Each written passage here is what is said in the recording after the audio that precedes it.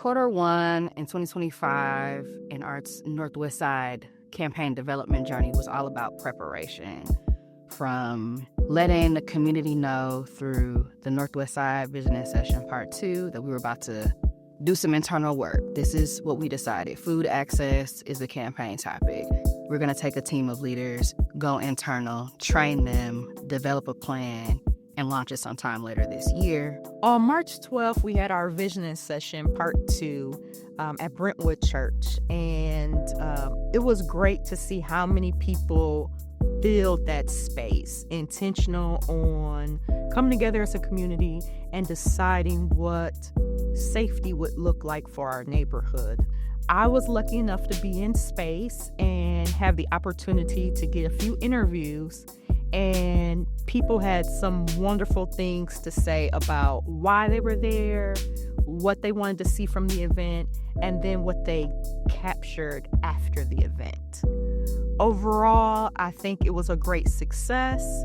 We really got a lot of power and momentum from that day, and I only see us going further from then on. I'm ecstatic that I came. This was a phenomenal meeting. I love that they have such community engagement. I love that they are coming to the people to find out what they need. They're hearing their voices. It's such an important thing if you're going to do any form of community service and community work. The fact that they are boots on the ground, that they're connecting with the people that are here was amazing.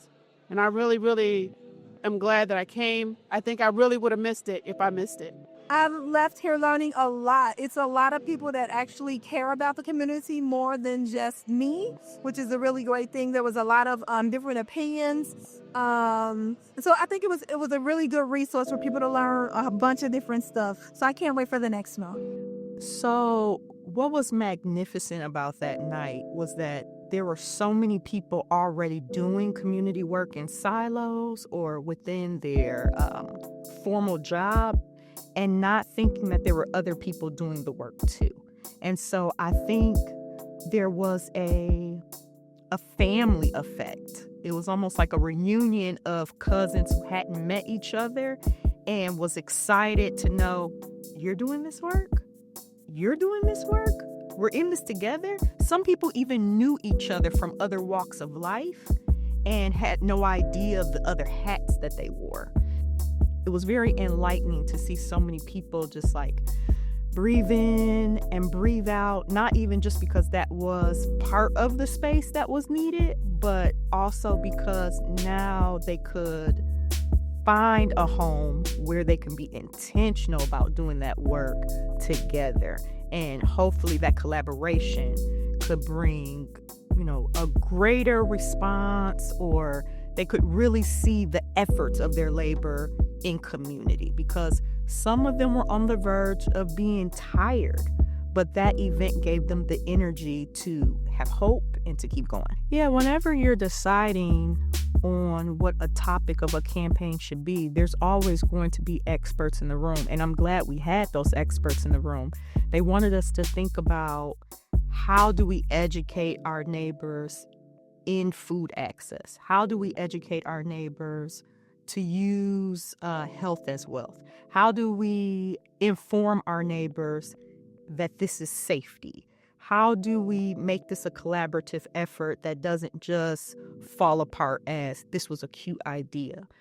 Because many of them, as I said, does this for a living. And because of the nonprofits they work for, they don't really have the advertising and marketing dollars to put it out there of what they're doing. And they've had their own challenges from the red tape of whatever dollars they've received, or just people wanting to change mindsets and old habits, and want us to think about, how do we go about encouraging people to take a step towards change? It's been such a joy so far in the first 3 months of 2025, just putting together such a dope group of people.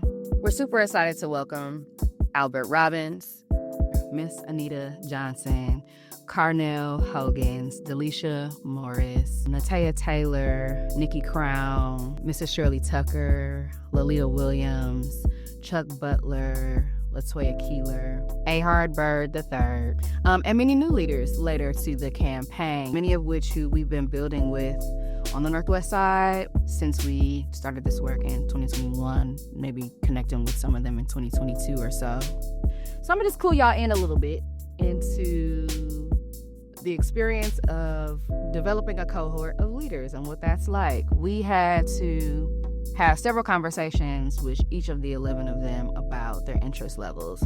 We even drew up agreements and held an info session with our cohort leaders to talk to them about what needs to happen to make this campaign a success. Like, we're not playing. It's not, come one, come all, do as you please. To some degree, we are inviting people and their visions into the work, but we also need to have alignment around what are our expectations for this campaign. What are our expectations for the people who are leading on the campaign? What's the plan? And what happens in those moments where that doesn't happen?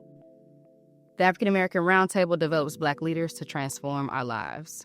We need support to continue organizing and programming that builds power in communities. You can support by donating $60 today to keep our movement going, and that's only $5 a month. You can click the link in the description to donate now.